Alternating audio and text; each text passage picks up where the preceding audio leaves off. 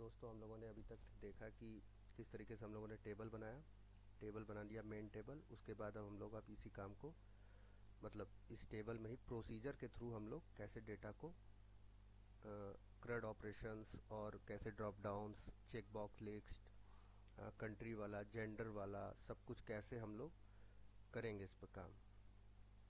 तो देखिए दोस्तों कि प्रोसीजर में सबसे ज़रूरी है कि आपको क्रिएट प्रोसीजर एसपी पर्सन नाम से मैंने बनाया है, जिसमें कि मैंने एक्शन एक वेरिएबल ले रखा है जो कि एक्शन बताएगा कि क्या मुझे करना है, क्या क्या ऑपरेशंस करने हैं।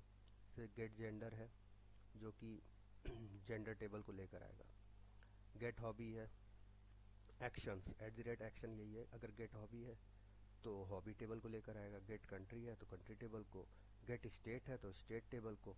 यहाँ पे एक और कंडीशन लगी हुई है कि जब कंट्री आईडी टेबल स्टेट से country ID is equal to ये जो @ पर्सन कंट्री है, ये वो वेरिएबल है जो वेरिएबल .NET के अंदर एप्लीकेशन में यूज़ होने वाला वेरिएबल है, जो कि हमारे डेटाबेस में यूज़ नहीं हो पाएगा उसका सिंटैक्स। उसके लिए हम लोग मैप करते हैं @ पर्सन कंट्री।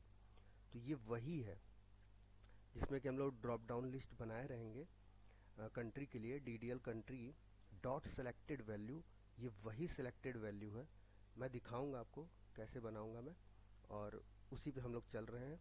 कुछ मैंने थोड़ा सा वेब फॉर्म क्रिएट किया हुआ है, चलते हैं डायरेक्ट उसी पे हम लोग। तो ये देखिए दोस्तों, ये रहा आपका ड्रॉप डाउन। सारा फॉर्म हम लोग का यहाँ पर रेडी है। किस तरीके से दिख रहा है एक बार मैं डिबग करके दिखा देता हूँ आप लोगों को। ये देखिए दोस्तों, तो इतनी चीज़ें हो चुकी हैं इसमें, जिसमें कि आपका कंट्री तक हो गया है काम, कंट्री के तक हो गया है काम विथ प्रोसीजर।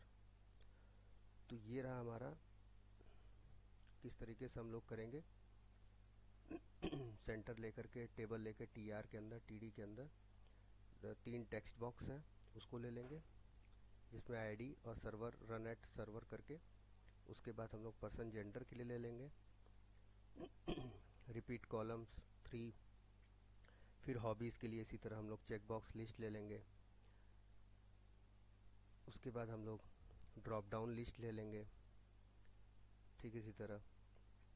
तो इसको आप लोग अच्छे से देख लीजिए क्या क्या प्रॉपर्टीज़ मैंने यूज़ किया है, इसी तरह आप लोग भी यूज़ करिए।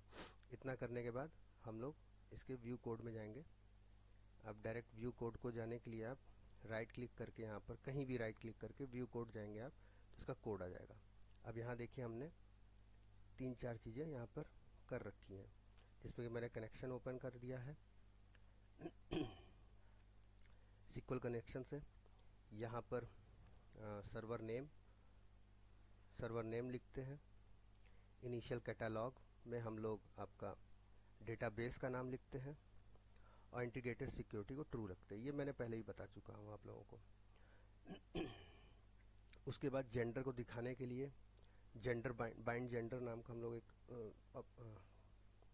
मेथड बनाएंगे, फंक्शन बनाएंगे, जिसमें कि हम लोग इस तरीके से कॉल करते हैं।